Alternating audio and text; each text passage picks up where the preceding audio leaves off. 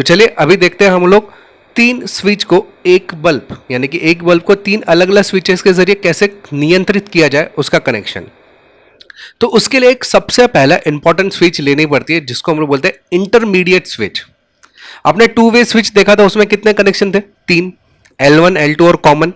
यहां पे आपको चार कनेक्शन दिख रहे हैं ये L1 L2 L3 L4 ऐसे चार कनेक्शंस रहते हैं। यह है इंटरमीडिएट स्विच। मैं आपको इसमें ना दो डायग्राम बताऊंगा, एक with the help of intermediate switch यानी कि इंटरमीडिएट स्विच का इस्तेमाल करके जो डायग्राम है या बल्ब को जो नियंत्रित करेगा वो, और विदाउट इंटरमीडिएट भी मैं बताऊंगा, यानी कि आपको दोनों कनेक्शंस में से कोई भी एक कनेक्शन कर सकते हैं। ये थोड़ा सा महंगा है और जल्दी मिलता भी नहीं है, इसलिए आप टू वे स्विच से भी कनेक्शन कर सकते हो, वो भी मैं इसी वीडियो में बताने वाला हूं। तो वीडियो को अंत तक जरूर देखना, पसंद है तो लाइक और शेयर करना ना भूले अपने दोस्तों के साथ में। तो चलिए अभी सबसे पहले इंटरमीडिएट स्विच के कनेक्शंस के जरिए कैसे होता है वो देख लेते हैं। मान लो कि दो मैंने टू वे स्विच लिया और एक इंटरमीडिएट स्विच लिया, करेक्ट, वो जो 4 पिन वाला है वो, और ये हमारे जो नॉर्मल टू वे स्विच है ना 3 कनेक्शन वाले वो लिए हुए। इसके अंदर कनेक्शंस कैसे होगा? सबसे पहले समझो एक बल्ब ले लिया, ओके। यहां पे मैंने एक नाम दे दिया, जो हमारे जो 2 पिन प्लग्स है या 2 पिन स्विच है, सॉरी मैंने प्लग बोल दिया लेकिन स्विच है, उसको मैंने नाम दे दिया ये L1 L2, ये L1 L2, ठीक है। ये हम लोग ने नाम पहले ही देख चुके थे। तो सबसे पहले इधर के L1 से इधर के यानी कि इंटरमीडिएट जो स्विच है उसके भी L1 से मैंने कनेक्ट कर लिया।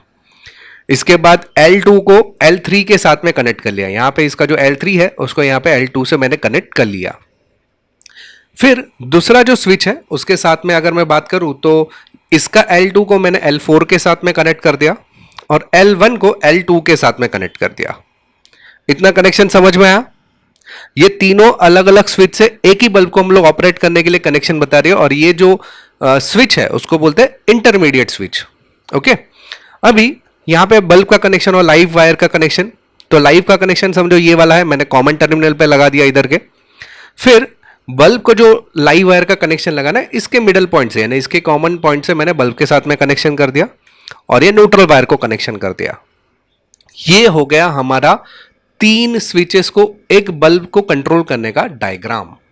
इस तरीके से आप 3 स्विचेस के जरिए एक ही बल्ब को ऑपरेट कर सकते हैं। इसका इस्तेमाल काफी सारी जगह पे होता है, जैसे मैंने स्टेयर केस में बताया, टनल्स में भी होता है इसका यूज, हॉस्पिटल्स में भी कई सारी जगह पे ऐसा होता है, ठीक है। चलिए आगे बढ़ते हैं। अगर मान लो आपको इंटरमीडिएट स्विच नहीं लेना है और टू वे स्विच के जरिए ही करना है तो भी आप कर सकते हो। कैसे? तो मान लो आपने 3 टू वे स्विच लिए और उसके जरिए इसको बल्ब को कंट्रोल करना है, तो कनेक्शन यहां पे थोड़े से बढ़ जाएंगे लेकिन बहुत ही आसान है, बहुत ही सिंपल है। देखते कैसे। सबसे पहले ये जो बीच वाले हिस्से है उसको हम लोग ने नाम दे दिया C1 C2 C3। कॉमन वाला जो हिस्सा था उसको मैंने नाम दिया C1 C2 and C3।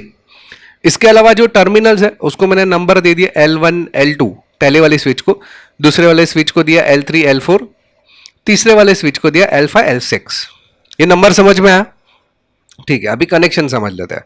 Connection के लिए सबसे पहले हमारा जो लाइव वायर है वो मैंने C3 के साथ में कनेक्ट कर दिया। ये हमारा जो मेन लाइन से आने वाला लाइव वायर को मैंने किधर कनेक्ट किया? C3 में कनेक्ट किया। न्यूट्रल को मैंने बल्ब के साथ में डायरेक्ट जोड़ दिया, उसका स्विचेस से कोई वास्ता नहीं, उस तरह से कनेक्शन कर लिया। अभी मेन कनेक्शन अभी स्टार्ट होते, ध्यान से देखना।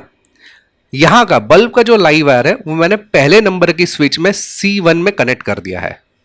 बल्ब के लाइव वायर को मैंने कनेक्ट कर दिया C1 के साथ में। अभी आगे के कनेक्शंस देखते हैं। अभी C2 से C3 में एक कनेक्शन जाएगा। यहां पे मिडल पॉइंट हो गया, इधर का मिडल पॉइंट हो गया था, इधर का बाकी था, तो इसको भी हमें लाइव वायर से सपोर्ट देना पड़ता है, यानी कि लाइव वायर से सप्लाई देना पड़ता है। तो यहां से सप्लाई मैंने लाइव वायर से जो सप्लाई है C3 से मैंने C2 पे कनेक्शन कर दिया एक।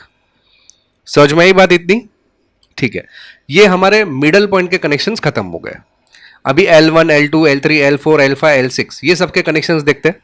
तो सबसे पहले L1 और L4 को आपस में जोड़ दिया, L2 और L3 को आपस में जोड़ दिया, L3 और L6 को आपस में जोड़ दिया, L4 और L5 को अपन ने आपस में जोड़ दिया। कनेक्शन समझ में आया? बहुत ही सिंपल कनेक्शन मैंने बताया। ये देखिए लाइव वायर आपका C3 में गया और फेज वायर जो लाइव का बल्ब के साथ में जो टर्मिनल गया वो C1 से होते हुए गया। C2 के पास कोई सप्लाई नहीं था तो C3 से ही हम लोग ने C2 को भी सप्लाई अलग से दे दिया। न्यूट्रल वायर हमारे बल्ब को डायरेक्टली मिल गया है। L1 को L4 के साथ में जोड़ दिया, इसी तरह से L4 का दूसरा कनेक्शन L5 के साथ में जोड़ दिया, L2 का कनेक्शन L3 के साथ में, और L3 से और एक कनेक्शन L6 के साथ में। इस तरह से सब कनेक्शन आपस में जोड़ दिए, और ये हो गया आपका 3 स्विच के एक बल्ब को ऑपरेट करने का तरीका। ये लाइव प्रैक्टिकल करके देखो, 100% सक्सेसफुल होगा ही। खाली मैं बता देता हूं इसमें ऑपरेशन कैसे होगा।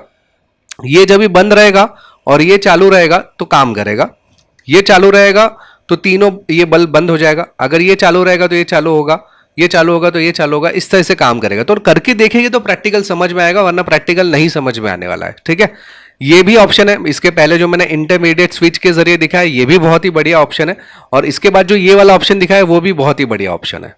दोनों ट्राई करके देखो, इंटरमीडिएट स्विच नहीं मिले